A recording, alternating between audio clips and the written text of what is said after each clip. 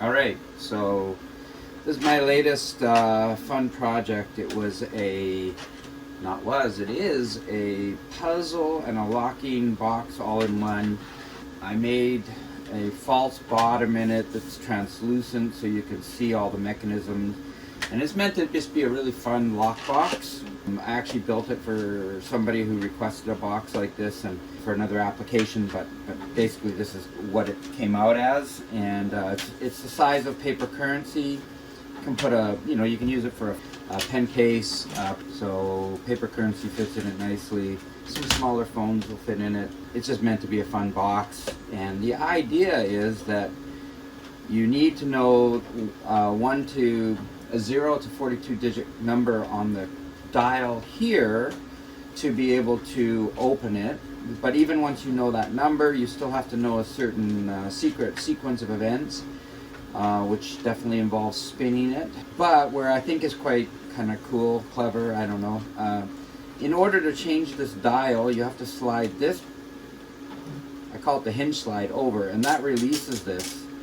And so you can then set it to the number you want. And then to open the box, you have to slide that back the other way. Now it won't go the other way because until you spin it, basically release the centrifugal weights, you can't do that. Now I've done that so you can bring it over and then you can unlock the box. And I just unlocked the box and open it. But you can't test, because of the way this works, you can't test the tumbler because you can't, once you go over here to release it, now you've reactivated the gravity weights because you had to move it to do that. And when you come back to try and spin it, this is now locked. So the idea is that even if you know the combination, you still need to know how to open it, and if you don't know the combination, you won't get it open. So I don't know, it's not super secure. It's a plastic box. I mean, it's meant to be fun, right? It's not Fort Knox, but it works quite well. And I'm going to show you how it goes together. There's quite a few little nuances to the assembly, but before I get to the assembly, this is a case that's just come off the print bed. The first thing is there's a little piece of support. It should just drop off. It's really easy to remove. But the hinge, it's super important that you let this cool before you try and work the hinge. If the filament inside the hinge, because this is all print in place, if the filament in the hinge is still hot, you might distort it. So once you let it cool, and then it should work really well.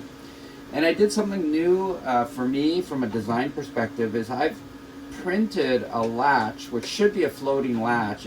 This is the handle of the latch here, and the two latches connected through a bar in the body, printed inside there.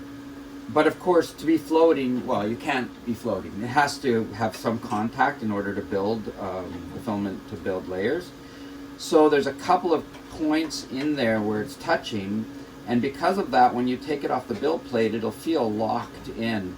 It's not locked, it's just slightly fused. So the first thing is just pry everywhere you can a little bit, just gently, until you hear those snaps. And that'll get it kind of started.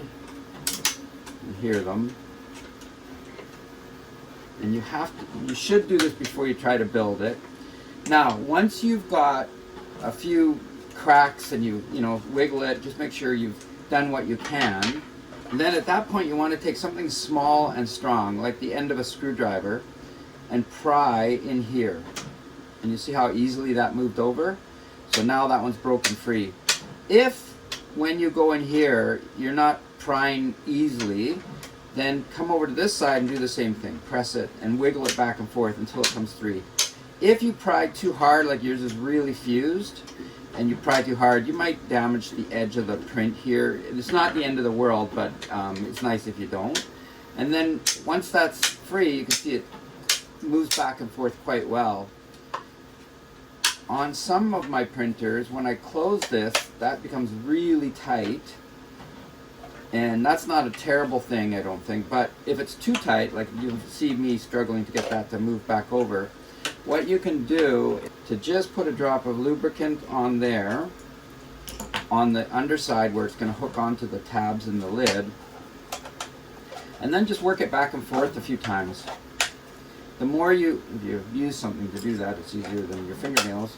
The more you move it back and forth, it'll just create a little bit of wear, and then the next thing you know, this will be moving quite freely. So that's the lock state and the unlock state, and the more you use it, the more it'll free up. So that's a good place to start your build at. I've printed almost everything in PLA. The white parts I have printed all in PETG because they're essentially springs. So I strongly recommend the spring parts be printed in PETG. It'll work without it, but it won't be as durable. So if you're just planning to build this and have fun and then put it on the shelf, then probably PLA is fine. But if you want to put it to use, then definitely should build it with PETG on the spring parts. So let's put it together. There's a couple of things that should be done first, and I've put little markings on most of the parts. I don't know if you can pick it up in the video, but a little circle on some of these and triangles on some of these to help you see, there's a triangle there, what is the top of the part, because everything should be installed. The orientation of each part is relatively important. The first one to get in is this dial disc, the number dial disc. This is an AMS version, a 2-color version. I've posted a single color version too. These would just all be recesses, but there's a little mark right there, a little circle. So that should be facing up. And you just push it in and press it down. It should snap into place. And it's a good idea at this point to already be thinking about your lock code you want to set. I keep putting 00 just because I know I won't forget that. So once you've got that in and close to the code you want, drop in this spring, which is the detent, and you can see how that's working now. And that helps to hold it on your code. So now make sure you're on your right code. And then the next one, which is going to lock that in place, is this brake. And similarly, you're just going to press it down. It's quite small, so if you have something to press with, it's good. Save your fingers, and locks down. And then now you can see the teeth of this have gone in and locked this wheel. If you want to move it, so if you're not on your correct code, then just pull back the spring a bit. You can move this, and then make sure you're on your code. Now the code, in case it's not obvious, is coming straight out here, matching up with this point here. So that's that. Then the next ones are these two little sprockets, gears, I guess they are. There's a triangle on the post and a triangle on the gear. You line those up to drop it on, and then rotate it around to a subjective point somewhere in there. Same thing on this one, just rotate around, now it's locked on. When we go to put it together, and you can refer to the documentation I've posted, it's super important you get the gears aligned the way they need to be. So we're just going to put these in approximate position right now, and then we'll get the rest done when we can. Probably next is this. This is the key to the lock combination. You can see there's one tooth missing. This is what's going to set the lock code, and it has to align with this. And when those two align, you've got the correct code. So by dropping this little spring part into its position, you can then align the gear so that those faces are against each other. Now when you drop in this gear and you're on your correct code here, just make sure that it aligns with that tooth. Again, something to help push with is nice. So you can see when this sprocket rotates, it goes this way, it's pushing this forward into that spot, and at this point you should be on your code. If you're not, then back this off, pull this disc out and rotate to your correct code, put it back in and do it again. The way it works, if it's not obvious, is when this is off its code, so like that, this can't move forward, so this sprocket can't rotate. So this needs to rotate. It can't because there's no gap there. When we move it around back to there, now this can rotate and you can unlock it. With those ends, probably a good idea to drop in the gravity weights. Each of the gravity weights will snap in. I've tried to make everything that will stay in even if you flip this upside down without the cover on. And so just something else, you push it in, they should snap in. And all the gravity weights have that little circle on the top just to help you see that you're facing upward. Then this is the component that actually stops the latch bar from moving. So you want to be in the locked state, which is to the left, this way. There's markings on the face here, lock. And then drop this in, and you have to kind of tuck the end down into there because it's blocking that. And then once it's in, just press it down and make sure this is seated over into this side, and that's it. And so that's a little spring action there. And at this point, we can start to align the gears. So this part has a triangle down here. Make sure that's facing up. It should be pressed all the way down into the corner. Not sure the best view to see that. And then when you do that, when that's all the way down, these two teeth should be aligned like this. So on the gear, the first tooth is outside the tooth here, and it kind of makes logical sense because as you rotate, you can see there's an outside tooth here and an outside tooth there. If you got two on one end, then you're not properly aligned. So that's just going to do that. When it rotates, it pulls back this latch, and that allows the bar to move. While the bar's in the open state, this is going to stay sitting there, and as I slide it forward, you'll see it's click back down because of its spring action here. So it automatically relocks when you do that. And so the last component of the floor is the mainspring. And the mainspring, you can tell when you're on the up or down side because it's got a flared bottom here which snaps it onto here. So the first thing we're going to do is you over rotate it slightly this way to get the base to align and snap that on. Okay. And then don't let it sit down. You can see because of this coil spring, you can lift it up.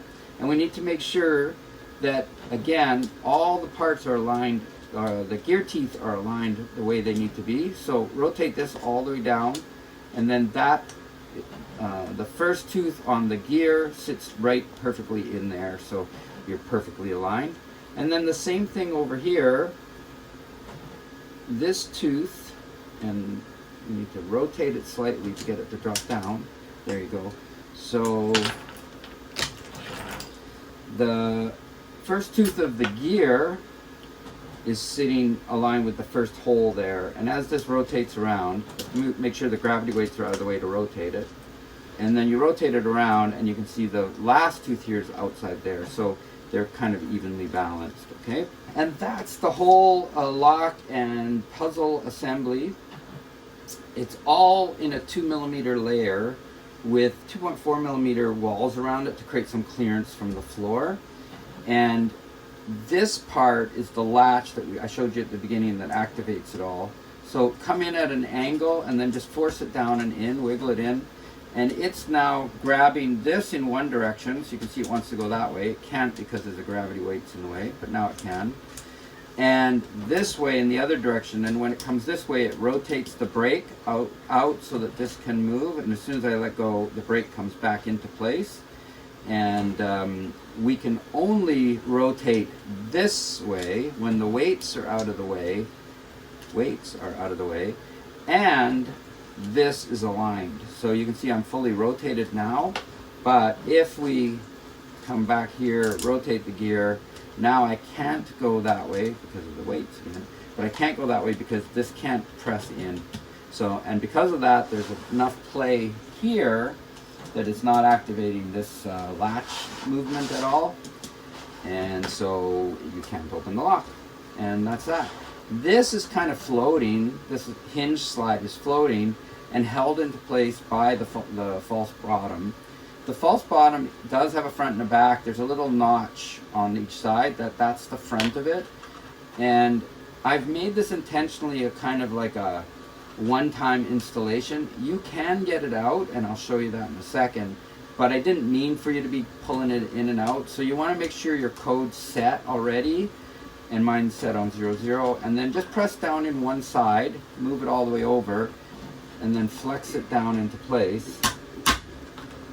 And you can see how distorted it is as it goes in because it's all having to flex. And then once it's down, it should sit down fairly well. Doesn't look like I'm sitting down well yet, but once we get it all in, it will. It'll just pop down into place. There we go. So now that's in, and it's holding all those parts in place. It's probably a good time to say too, one of the things about this 2mm layer of mechanics down there, it's pretty finicky, so you want to make sure it stays dry and clean. If you end up with dirt in there, it could impede the movement of something like a gravity weight, and then you're never going to get this open. So it's important to keep it relatively clean and dry, and that was one of the reasons I wanted this to seal in quite tightly. And I didn't mention as I was building, you can lubricate some of these parts. You don't want any lubrication anywhere near the weights. So if you're going to lubricate, just use a very, very small amount, and it would go onto all the pivot points. But don't do it unless you need to. I've been pretty successful in printing these that I don't have any like first layer squish or anything that's impeding the rotation. I've put chamfers on everything to try and reduce the impact of any first layer squish that you might have. But it does happen, and sometimes you get a burr or whatever. It's better to clean the part than to put lubricant on. But with all that said, if parts are just too tight, you can't rotate the disc, put a little bit of lubricant on and it'll be fine. Just keep it away from the gravity weights. That's the main thing. Yeah, and so that's it. So once it's all together like that, we can't unlock it because the gravity weights are blocking the latch from rotating, which stops that, so I can't undo it. But if you spin it with the lid open, it won't be centered enough to get the weights to go even. So just flip the weights over. Oh, first thing is make sure you're on the right code so you can rotate it. So in my case, that's 00. Okay, so I'm on 00. Bring the latch back to the center, and then we can rotate it, and that'll spin out all the weights. Should spin out all the weights if you don't move it after you're done. Oh, and I did it again. I moved it. Wow. Oh, you know what I did there? It's interesting. I've never done that. Okay. So what's super interesting is I had moved this latch over just slightly, and by doing that, this white main gear is actually touching these weights, and so they can't go back. So you need to make sure that the weights are free by not over sliding this. This should be dead center, or this side is fine, but it can't be over that side. And I don't mind that because it's another like sort of thing you need to know in order to be able to get this open. So then once you spin it, what should happen is, if I can do it gently, you can look and see all the weights are out of the way, and because of that I can now slide this over and I can now unlock it. Now normally once you lock it, you've got something in it, you lock it shut. Now you want to do two things. One, make sure you move the gravity weights around. So even if you leave it on the right code, nobody's getting that open unless they spin it again. And when you spin it, you want to just hold it still before you slide it, and then you can slide over and unlock it. But also once you do lock it back up, you should always come over here, slide this over and put it on some random number so that you're not leaving that exposed for somebody to see. So there you have it. It's fun. I did, after posting this, somebody did say, hey, can you make it transparent so you can see the gears on from the outside? Of course that will help somebody to know how to unlock it, but as we said at the very beginning, this is just for fun anyways, so I might play around with that. I think you could probably do that yourselves. Just print this with a translucent material like PLA, because the gears are sitting up against it, as long as they have some color, I think you'll see everything pretty well. And yeah, so that's just another fun manifestation of this, is if you do the whole case in translucent material. One final note, I spent a ton of time trying to get I didn't mention at the beginning, I did my false bottoms in PETG so that they would flex out better than PLA does. If PLA is more inclined to crack as you're prying it out, and I didn't show you how to get it out. But if you do want to get it out to change your code or something else, then if you pry in the middle front with a thin blade, strong blade, you can just flex it out like that. And this is an earlier version, so it doesn't have the detents on the weights.